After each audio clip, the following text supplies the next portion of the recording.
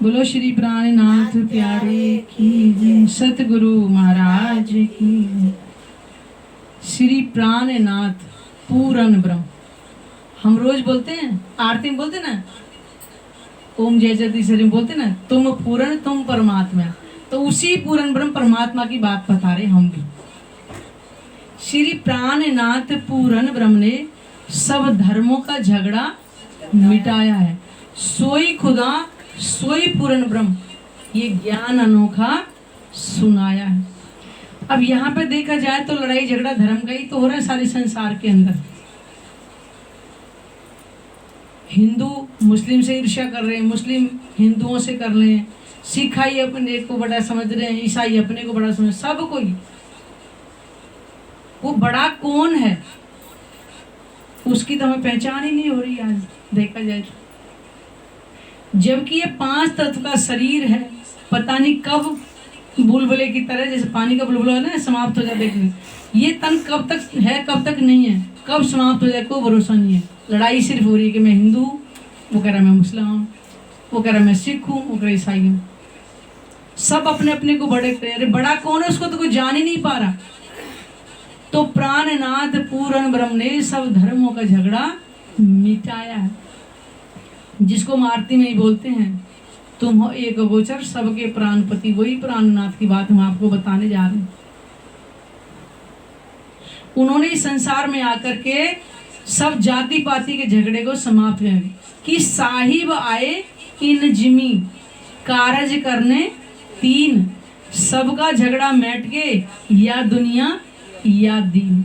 वो प्राणनाथ जी 3 कार्य करने के लिए आए हैं। जाति पाति, ये तन न जाने अगला जन्म कौन सी जाति में हो, कौन सी योनि में हो, क्या पता है। उसके बाद 9 तरह की भक्ति में दुनिया लगी हुई है। नवता भक्ति में जो हम शरीर से करते हैं, कोई दास भक्ति कर रहा है, कोई सखा भक्ति कर रहा है, कोई कीर्तन की भक्ति कर रहा है। इस भक्ति से परमात्मा की प्राप्ति नहीं होगी। और सारे ऊंच नीच के भेद को मिटाने के लिए ही प्राणनाथ जी आए हैं। वो प्राणनाथ जी कोई व्यक्ति नहीं है, वो पूर्ण ब्रह्म परमात्मा ही है,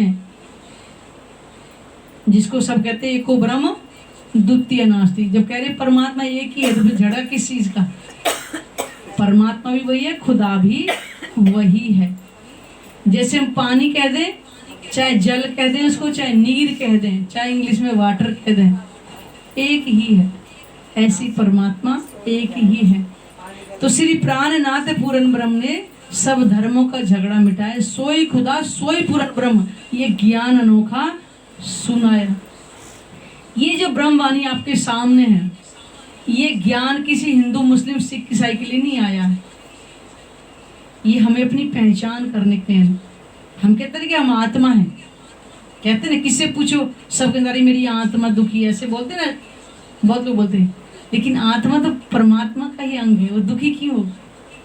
दुखी जो होता है वो हमारे अंदर जो चेतन जीव होता है, वो दुख और सुख का अनुभव करता है। आत्मा न दुखी होती है, न किसी जो कर्म ही नहीं करेगी तो दुखी क्यों होगी। कोई भी कार्य करता है वो जीव ही करता है, चाहे अच्छा करे या बुरा करे। आत्मा कर्म बंधन से मुक्त है, वो परमात्मा का ही अंग है। और परम धाम के अंदर ही खेल देख रही है, तो इस संसार में करेगी क्या। तो परमात्मा साहिब आई जिमी कारज गए। साहिब का मतलब वो सबका है। साहिब कहने में तो किसी को तकलीफ भी नहीं हो। हिंदू भी कह सकते हैं अरे साहब, मुसलमान कहते हैं साहब। तो इसलिए कलयुग के अंदर वो परमात्मा आएंगे, अपना ज्ञान लेकर के आएंगे, जिससे परमात्मा की पहचान होगी। ये वही ब्रह्मवाणी है। उसी के बारे में आके प्राणनाथ जी ने जगह जगह इसी धरती पर करके आत्माओं को जागृत किया था। ये वही ज्ञान करीबन 450 वर्ष के आसपास हो गया, दुनिया जिनको कलगी अवतार के नाम से ढूंढ रही है। अब लिखा है श्री विजया विनंद प्राणनाथ नर तन में पधारे हैं साक्षात। आएगा अगले लाइन में। तो फिर कह रही है दुनिया आदि अनादि से थी आवागमन के चक्कर में। अब मान लो मैं इस तन में हूं, अगर मैंने परमात्मा की अगर पहचान नहीं करी तो मेरा अगला जन्म होगा ही होगा। और ये कि भरोसा नहीं है कि मनुष्य तन ही मिले या कोई और योनि मिले, ये कोई पता नहीं है। लेकिन हमें अगर पता लगाना है कि हमें कौन सी योनि चाहिए, अगर मनुष्य तन ही चाहिए तो इतनी कष्टकारी भक्ति कोई कर नहीं सकता, क्योंकि इस संसार में कोई कर नहीं पाया। ये सोचे कि ये तन हम खाए कमाए और गंवाए और फिर अगले जन्म में परमात्मा की पहचान करें। तो गीता में साफ लिखा है, जैसा कोई कर्म करता है उसके अनुसार अगला जन्म मिलता है। घर परिवार भी और सगे संबंधी, मान लो मेरे 4 बंदे परिवार में, 2 मैं 2 मेरी बच्ची, तो उनके भी जन्म पता नहीं पिछले जन्म में कहाँ होगा और आके हम चारों इकट्ठे हो गए। ऐसा तो नहीं था कि पिछले जन्म में चारों इस जन्म में फिर अगले जन्म में हुआ, ऐसा नहीं है। तो हमारे सबके जीव ने ऐसा कार्य जो हम इकट्ठे घर परिवार में, वो गीता में साफ लिखा है। घर परिवार देश वेशभूषा भी सब उन्हीं के अनुसार मिलती है, जैसा जीव कर्म करता है। अगर इस तन में परमात्मा की पहचान नहीं करी तो दोबारा जन्म होना ही होना है। ये दुनिया आदि नाती से सी आवागमन के चक्कर में ब्रह्म ज्ञान की अखंड वाणी ने त्रैगुण का फंद छोड़ा है। आज सारा संसार ब्रह्मा विष्णु महेश इन तीनों की पूजा में लगा हुआ है। वैसे अधिकतर तो शंकर भगवान और विष्णु भगवान की पूजा करते हैं, ब्रह्मा जी की तो कोई मेरे को नहीं करता, मेरे को नहीं समझ आया कि कोई करता भी होगा। ठीक है, तीनों भक्ति में लगे हुए हैं। राम भगवान वही विष्णु भगवान थे जो त्रेता में राम बन के आए और द्वापर में कृष्ण बन करके आए थे। उन्हीं की पूजा, कोई राम की पूजा कर रहा है, कोई कृष्ण की पूजा कर रहे हैं, वही विष्णु भगवान है। देखो उनमें भी मतभेद है। वो कह रहे राम परमात्मा है, कृष्ण कह रहे, कृष्ण वाले कह रहे वो कृष्ण परमात्मा, जबकि वो विष्णु भगवान ही है। बताइए, छोटा बड़ा तो कोई नहीं हुआ ना। वो कृष्ण अवतार में आए तो गोपियों का प्रेम देखा उनके साथ, और राम अवतार में आए तो मर्यादा पुरुषोत्तम राम कहलाए। उनके अंदर कितना धैर्य था कि तुम्हें सुबह राज तिलक होगा, और सुबह बोला कि राज तिलक नहीं होगी, 14 वर्ष का वनवास होगा। तो उनके अंदर कितना धैर्य था कि रात बोला है मुझे राज तिलक करा गए और अब मुझे वनवास जाना पड़ रहा है। उन्होंने कुछ नहीं बोला किसी को। तो दोनों तनों की अलग अलग महत्व। अगर हमें अखंड मोक्ष चाहिए, जैसे ब्रह्मवान की अखंड वाणी ने त्रैगुण का फंद छुड़ा है, अगर हम यहाँ त्रिदेवाओं से मतलब तीनों देवताओं की अगर हम भक्ति करेंगे तो हमें आवागम से मुक्ति नहीं मिलेगी। अगर हमने कर भी ली, पहली बात तो करना संभव ही नहीं है कि हम वैकुंठ की मुक्ति प्राप्त कर सकें। कर भी ली तो वो भी वैकुंठ की मुक्ति कितनी है, जितना अच्छा कर्म हम कराया है उतना फल भोग के वापस से मृत्यु लोक में ही आने पाए। तो वैकुंठ की जो मुक्ति भी है वो भी 4 तरह की है। एक है सालोक है, उसके लोक में मिल जाए। एक सामीप पे उसके नजदीक मिल जाए। सालोक सामीप सारूप उसके जैसा स्वरूप हो जाए। सालोक सामीप स्वरूप और सायुज उसके जैसा ही हो जाए। तो बताइए, हम भक्ति कर रहे हैं कि हम उनके जैसा ही हो जाएं? है हमारे अंदर इतना गुण? नहीं। कि सुबह से लेकर शाम तक हम कितनी बार तुम घर रस में रह के झूठ बोलते हैं, तो कहाँ अखंड मोक्ष मिलेगा, वो भी वैकुंठ की मुक्ति के लिए। और हमें चाहिए अखंड मुक्ति। तो उस अखंड मुक्ति के लिए हमें परमात्मा की भक्ति करनी पड़ेगी, क्योंकि परमात्मा ही अखंड है और अविनाशी है।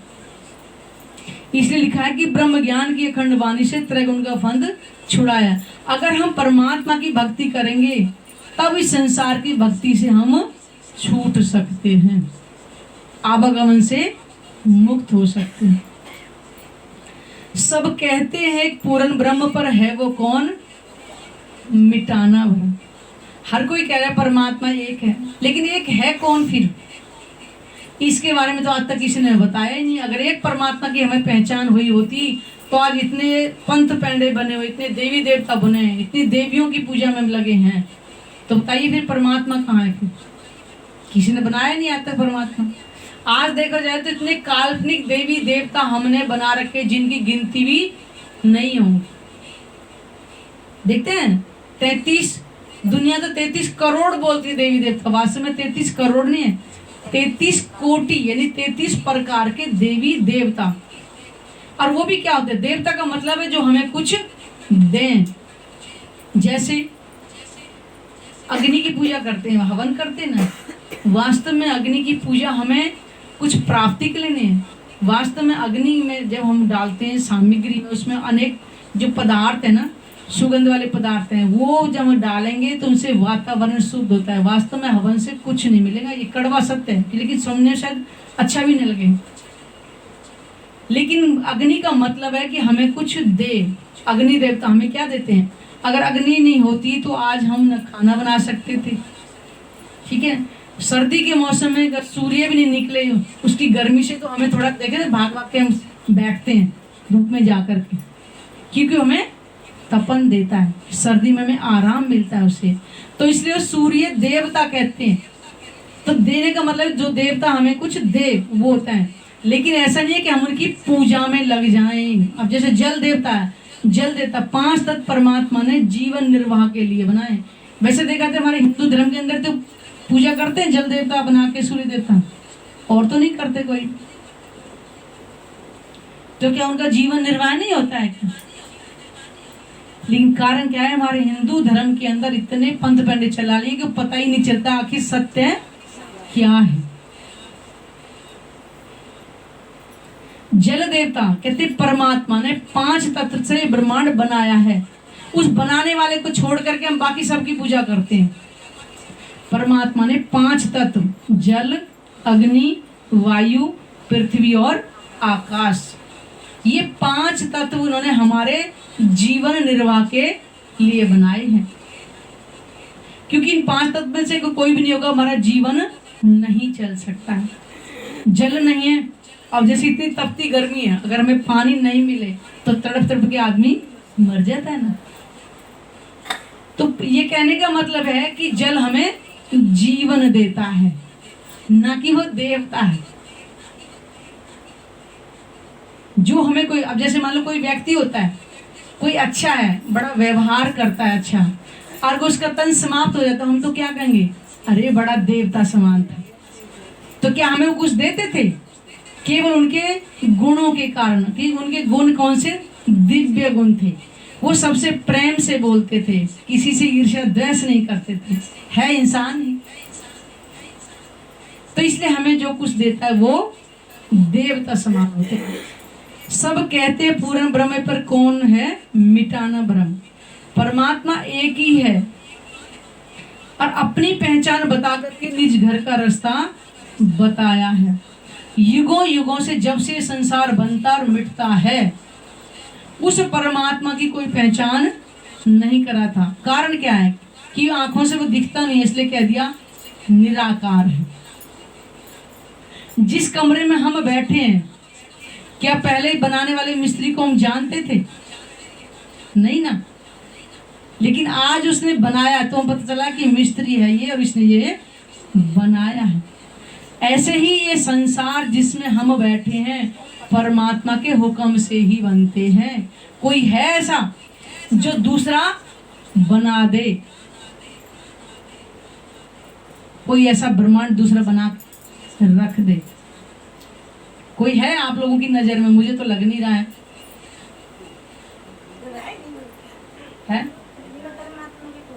वही कह रही हूं, उस परमात्मा की कोई पहचान नहीं कराता, लेकिन इस ब्रह्मवाणी से परमात्मा की पहचान हो जाएगी। किसी युग में नहीं आई, ना सतयुग में आए, न त्रेता में आए, न द्वापर में। 28वें कलयुग के अंत में पूर्ण ब्रह्म परमात्मा आए हुए हैं। ग्रंथों से पहचान करेंगे, क्योंकि ये ज्ञान कभी भी चलते फिरते लोगों के लिए नहीं है। जिनके पास पूरा प्रमाण आपको मिलेगा, रामायण से उसकी पहचान करा दे, भागवत पुराण से उसकी पहचान करा दे, गीता से उसकी पहचान करा दे, कुरान से उसकी पहचान कर दे, बाइबल से उसकी पहचान कर दे, और सिख के अंदर गुरु ग्रंथ साहिब से उसकी पहचान करा दे। यह है वो ज्ञान, और उसने अपनी पहचान सब में लिखवा दी। लेकिन पहचान क्यों नहीं हो रही? क्योंकि हम घर में रहते हैं, जो हमारे बड़ों ने जैसे पूजा करी, मान लो हमारी माता जी है, माता जी गई, अपना थोड़ा पानी लिया, उसमें थोड़ा दूध डाला और जाके शिवलिंग पे चढ़ा दिया, मूर्तियों पे चढ़ा दी, तो वो से तो हमें घर का रास्ता पता नहीं चलेगा कि परमात्मा कैसा है। धर्म ग्रंथों को ना पढ़ने के कारण हम जड़ पूजा में लग गए कि जो हमारे बड़ों ने किया हम भी वही करेंगे, उसी में सारा संसार लगा हो। लेकिन आज वो परमात्मा का ज्ञान आया हुआ है जिससे हम उसकी पहचान कर सकते हैं। इसलिए कलयुग धन्य धन्य है। इससे पहले भी मैंने कई बार बताया, क्योंकि धर्म ग्रंथों के अंदर जो लिखा है उसको नहीं बताएंगे तो पता कैसे चलेगा। सतयुग में अमर कथा सुनाई शंकर भगवान ने, वो नहीं सुन सकी थी, तो अमर कौन है? सिर्फ एक परमात्मा। त्रेता में आई तो रावण ने लिखवा दिया, कलयुग केवल नाम आधारा और सुमर सुमर नर उतरे गए 12। इससे पहले क्यों नहीं उतरे थे?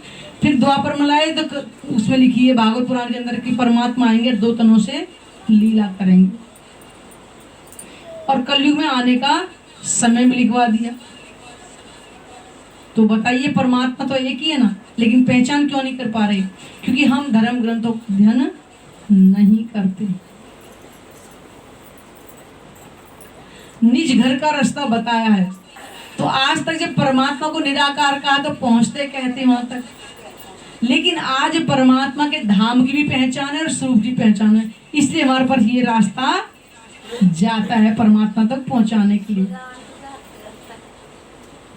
श्री विजयाभिनंदन प्राणनाथ नर तन में पधारे हैं साक्षात राम भगवान। त्रेता में आए तो तन तो यहीं का था राम भगवान का, विष्णु भगवान ने तो आए थे, उन्होंने भी तन यहाँ का लिया था।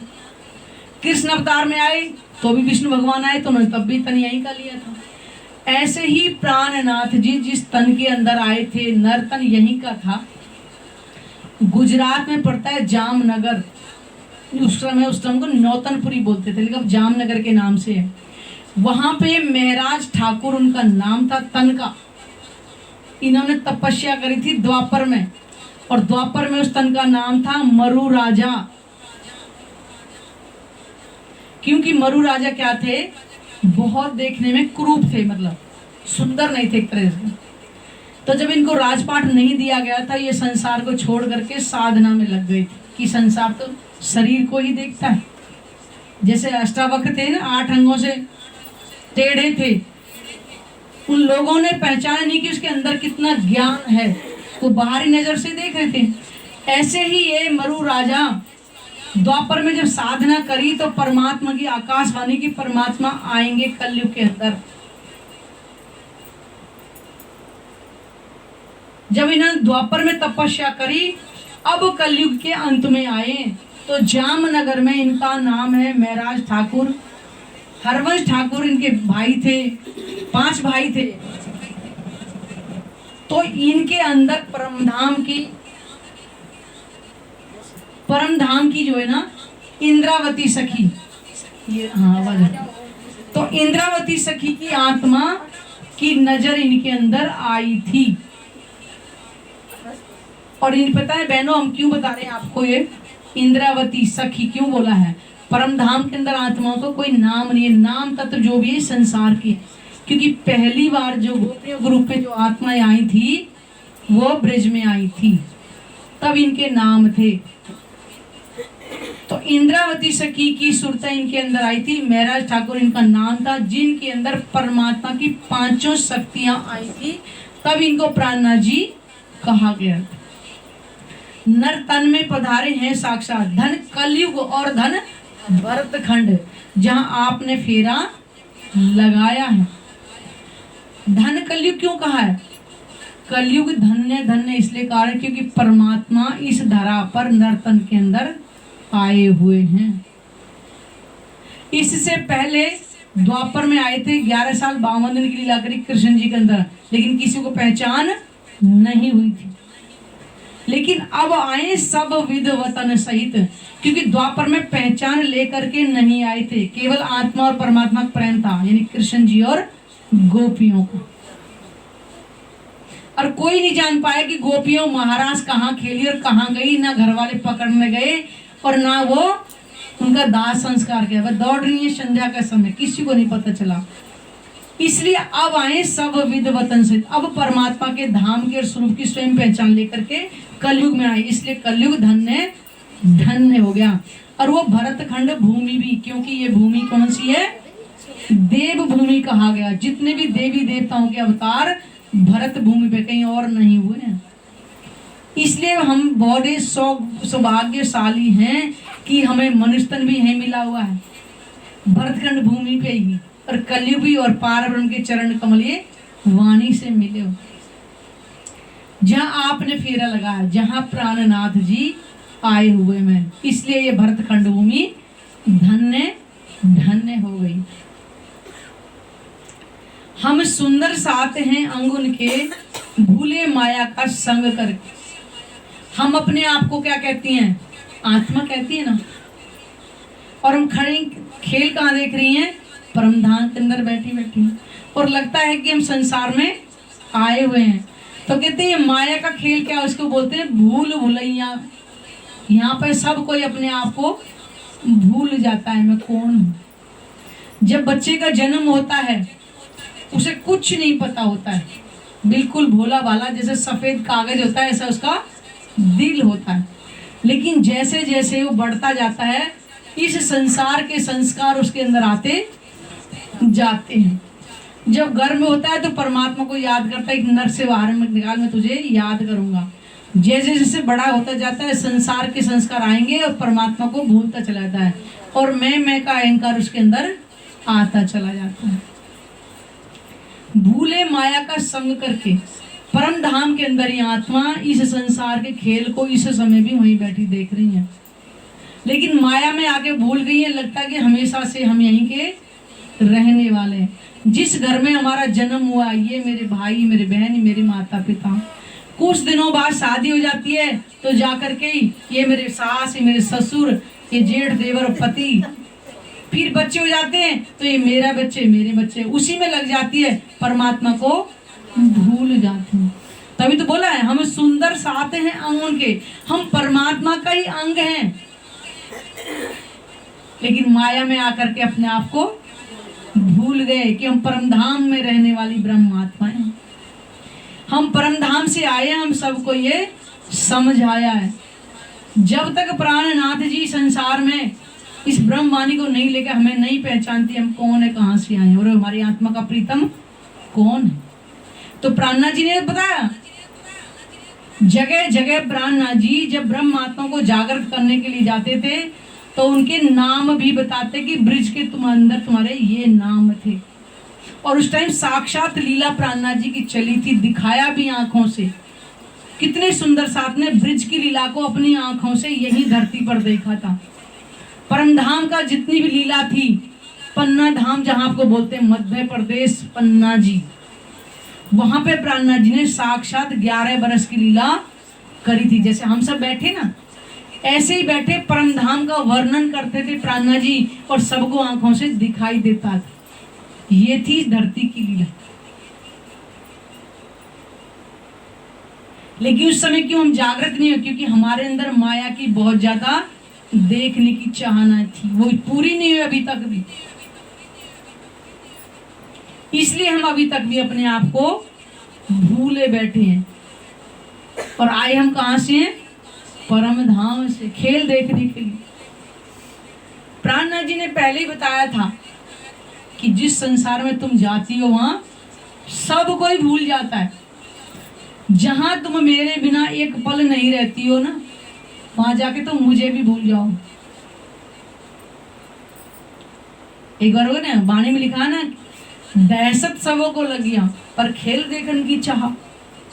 जैसे ही परमात्मा ने अपनी आत्मा को बताया कि संसार में तुम खेल देखने जाओगी, अपने आप को भूलोगी, मुझे भूलोगी, तो डर गई कि ऐसा भी होगा कि हम भूल जाएंगे। और लेकिन अंदर चाहत भी नहीं, खेल भी देखेंगे, डर भी रही है और खेल भी देख रही है। तब उन्होंने परमात्मा से एक दिन पूछा, तो क्या हमें आप अपने से अलग करोगे इस कारण से हम भूल जाएं आप? तो उन्होंने कहा नहीं, अलग तो मैं कर ही नहीं सकता, कोई काम खुदा से ना हो ऐसा ना कहियो कोई, पर एक बात काम ने वो हक से भी ना होए। कि खुदा यानी परमात्मा सब कुछ कर सकता है, दिन को रात, रात को दिन, लेकिन एक काम वो खुद भी नहीं कर सकते। वो क्या? वो अपनी आत्माओं से कभी अलग नहीं हो सकते। तो उन्होंने कहा फिर जब हम कैसे फिर भूलेंगे? जब आप और हम अलग ही नहीं होंगे तो कैसे भूलेंगे? तो क्या कहाँ खेल दिखाओगे कि बैठो मेरे चरणों में? किरिल्ले जब हम चरणों में बैठेंगे तो भूल कैसे जाएंगे आपको? 100 वेर देखो अजमाए के तो भी ना भूले हम। तब हमने वादा किया था कि जब यहाँ से जाएंगे नहीं तो भूलेंगे कैसे। सबने आपस में सलाह की, आपस में गलवैया डाल करके हाथ जकड़ ले, जकड़ लेते एक दूसरे के हाथ में, ऐसे सारी बैठ गई, जैसे अनार के दाने नहीं होते ऐसे सट सट के बैठ गई। खेल दिखाओ, एक बार नहीं 100 बार, हम आपको एक बार भी नहीं भूलेंगे। जैसे ही ऐसे खामोशी का पर्दा किया, बैठे भैया खेल देख रहे हैं, आते ही संसार नजर आने लगा। बस यही है, भूल गए वहीं बैठे खेल देख रहे हैं। अब वो ब्रह्मवाणी से पहचान करा रहे हैं कि तुम परम धाम में बैठी खेल देख रही हो, और अब जागृत भी कर रहे हैं, वाणी से पहचान करें कि तुम यहाँ रहने वाली नहीं हो, और तुम्हारा असल तन वहां विराजमान है। कहाँ? मूल मिलावे के अंदर। जैसे हम यहाँ बैठे हैं, ये चौरस कमरा है, ऐसे वहां पे गोल हवेली है जिसको मूल मिलावा बोलते हैं। मूल का मतलब जब हम जैसे एक ही होकर के बैठी हूँ, लगता है एक ही अंग है सब, उस मूल मिलावे के अंदर ही बैठे इस खेल को देख रही हैं सपने की तरह, और वो सच लग रहा है। लेकिन अब प्राणनाथ जी ने बताया कि तुम्हारा असल तन जहां विराजमान है वहीं बैठे खेल देख रही हो, और यहीं पर बैठे बैठे हम अपने असल तन को भी देख सकते हैं। लेकिन हमारे दिल के अंदर वो चाहत हो ना कि मेरा असल तन कैसा है, क्योंकि परमधाम के अंदर आत्माओं के जो तन है ये 5 तत्व के नहीं है, जल अग्नि वायु पृथ्वी आकाश से बने तत्व नहीं है, वो नूर तत्व के हैं। उनका वजन पता है कितना है? एक पेड़ का जो पत्ता होता है ना, जब वो कूदती है ऊपर से तो वो पत्ता भी उनको थाम लेता है, इतना वजन है कि वो नूर तत्व है। ये 5 तत्व का नहीं है, 2.5-3 किलो का पेट खा के भर लेते हैं, अगर जो उछल कूद जाए तो ठोकर लगे तो चोट लग जाए, लगती ही नहीं है कुछ। वो है आत्माओं के नूरी तत्व, और वो तन देखने में पूर्ण स्वरूप है। आत्माओं के जो असल तन है, कहते हैं ऐसे लगता है जैसे 15-16 साल की होती है ना, यौवन लड़की होती है, ऐसा तन, और इतना सुंदर। और परमात्मा का तन कैसा है? जैसे 18-19 साल का यौवन बच्चा होता है, सुंदर लगता है। उम्र सुंदरता की तो वर्णन ही नहीं कर सकते, वो कितना सुंदर स्वरूप है। एक एक अंग का कहते वर्णन करते, एक अंग का वर्णन करने में ये पूरी उम्र लग जाएगी, लेकिन वर्णन नहीं करते, वो इतना सुंदर स्वरूप है। वही बैठे खेल को देख रहे हैं। आश्चर्य की बात है कि हमें सब कुछ दिखाई दे रहा है, लेकिन हमारे आत्मा के प्रीतम दिखाई नहीं दे रहे। जिस दिन हमारे दिल में यहीं बैठे तड़प होगी, यहीं बैठे बैठे उनका दर्शन होगा, हमें अपने असल तन का भी यहीं बैठे दर्शन होगा, तभी तो पता चलेगा कि हमारे नूरी तन वहां पे विराजमान है। क्योंकि हमने अभी आत्म भाव नहीं लिया है कि मैं आत्मा हूं। अभी हम इस शरीर संसार के भाव में ही घूम रहे हैं। मैं किसी की बेटी हूं, किसी की बहू हूं। हमारे परमहंस हैं जुगलदास जी, उनकी एक पत्री है, उसने लिखा है, मैं नाकाऊ की महतारी हूं, मैं किसी माँ भी नहीं हूँ। नाकाऊ की बिटिया हूं, मैं किसी बिटिया भी नहीं। नाकाऊ की बीवी, मैं किसी बीवी भी नहीं हूँ। ये हमारे अंदर आत्म भाव। हम ऐसे नहीं है कि हम किसी बीवी में घर छोड़ भाग जाएं, वो संसारिक रिश्ता तो निभाना है, लेकिन दिल के अंदर उस परमात्मा की अर्धांगिनी हमें वो धारण करना पड़ेगा। तभी तो कहते हैं ये दुनिया आदि अनादि से थी आवागमन के चक्कर में, क्योंकि परमात्मा की कभी पहचान करी ही नहीं थी। इसलिए ही संसार बनता है, मिटता है, और इसमें जीव एक तन को छोड़ के दूसरे तन में प्रवेश करता है। जब हमें परमात्मा की पहचान हो जाएगी, अपनी पहचान हो जाएगी, तो हमारा जन्म और मरण का चक्रव्यूह समाप्त हो जाएगा। इसलिए वाणी के अंदर कहा है कि पहले आप पहचानो रे साधो, पहले आप पहचानो, बिना आप चीने पार ब्रह्म को कौन कहे मैं जानो। कि पहले तुम अपने आप को पहचानो कि मैं आत्मा हूं। जब तक आत्म भाव नहीं होगा, परमात्मा की पहचान कैसे कर सकती है? लड़के तो पता नहीं कितने देखे जाते हैं, लेकिन जब तय करते कि ये तुम्हारा पति है, तब उसी तो प्रेम करने लगते हैं ना, पहले तो नहीं करते प्रेम। ऐसे ही जब हमें ये पता चल जाए कि ये मेरी आत्मा का प्रीतम है, तभी तो हम उसे प्रेम करेंगे, क्योंकि हमने अभी अपने आप को आत्म समझा ही नहीं है। जब आत्म भाव लेंगे, परमात्मा की पहचान करके हमारे अंदर प्रेम आएगा, तब उस परमात्मा से मिलन हो सकता है। ब्रह्म ज्ञान की अखंड वाणी से परमात्मा केवल अखंड और अविनाशी, कोई नहीं है इस संसार, 14 लोक का ब्रह्मांड, पाताल से बैकुंठ तक, 7 शून्य निराकार मंडल, ये सारा महाप्रलय में समाप्त हो जाएगा। भागवत पुराण के अंदर लिखा है 14 लोक के ब्रह्मांड के बारे में कि 7 लोग पृथ्वी के नीचे हैं, 8वां ये मृत्यु लोक है, और 6 लोग इसके ऊपर हैं। ये सारा इससे ऊपर निराकार मंडल है, बैकुंठ के ऊपर 7 शून्य, जहाँ कोई निराकार मंडल। दुनिया कहती परमात्मा निराकार है, क्योंकि जब हमें ध्यान लगाया तो निराकार के पार किसी का ध्यान नहीं गया, इसलिए परमात्मा कहती परमात्मा